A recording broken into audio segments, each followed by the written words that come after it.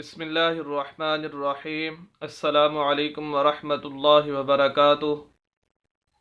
دوستو، قربانی کے مسائل کا ذکر کیا جا رہا تھا، اسی سلسلے کا آج ایک اہم مسئلہ یہ ہے کہ جانور کو کس طرح ذبح کرنا چاہیے، اس کا شرعی طریقہ کیا ہے، سنت طریقہ کیا ہے کہ جس کی وجہ سے وہ بالکل صحیح اور سنت کے مطابق ذبح کیا جا سکے۔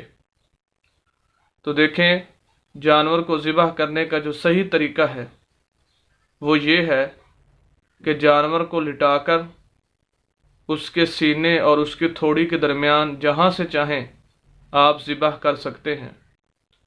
ذبح کے اندر 4 رگیں ہوتی ہیں، 2 خون والی جو دونوں طرف ہوتی ہیں، ایک کھانے والی ہوتی ہے اور ایک سانس والی ہوتی ہے۔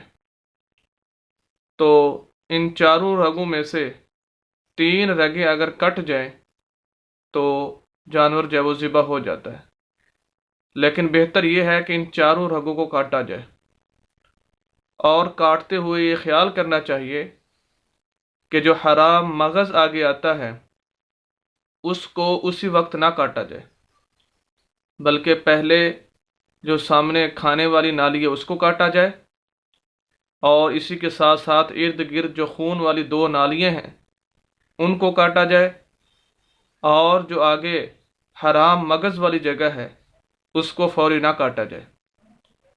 وجہ اس کی یہ ہے کہ پورے جسم کا تعلق اسی حرام مغز کے ساتھ ہوتا ہے۔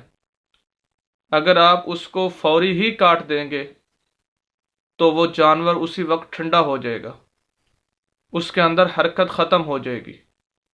جب حرکت ختم ہو جائے گی تو اس کا خون نہیں نکلے گا۔ جب آپ حرام مغز کو نہیں کاٹیں گے تو اس کا فائدہ یہ ہوگا کہ جانور کا تعلق وہ جسم کے ساتھ باقی رہے گا، اس کی وجہ سے وہ حرکت کرے گا، اور حرکت کرنے کی وجہ سے اس کا خون نکلتا رہے گا۔ اور یہ یاد رکھیں، یہ جو خون نکل رہا ہے ذبح کرتے ہوئے یہ حرام ہے۔ اگر آپ فوری اس کو ٹھنڈا کر دیں گے، اس کے حرام مغز کو کاٹ دیں گے، تو یہ حرام خون اس کے جسم کے اندر باقی رہے گا اور گوشت کے اندر شامل ہو جائے گا۔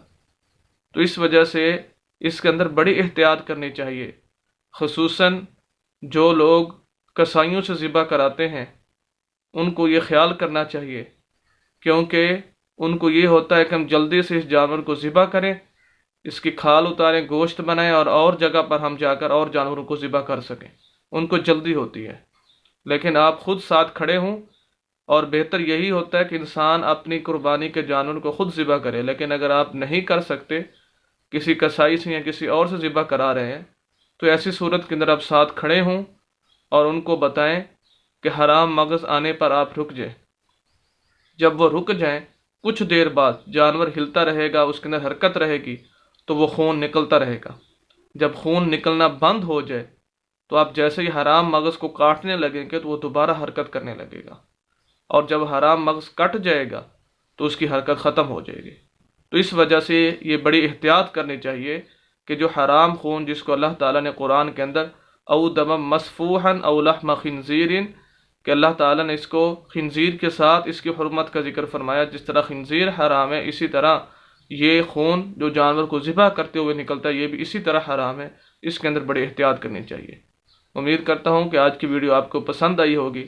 مزید اسلامی ویڈیوز اور مسائل کے لیے ہماری یوٹیوب چینل حافظ شفیع کو ضرور سبسکرائب کریں، گھنٹی کے بٹن کو ضرور دبائیں تاکہ ہر نئی آنے والی ویڈیو آپ حضرات تک بآسانی پہنچ سکے۔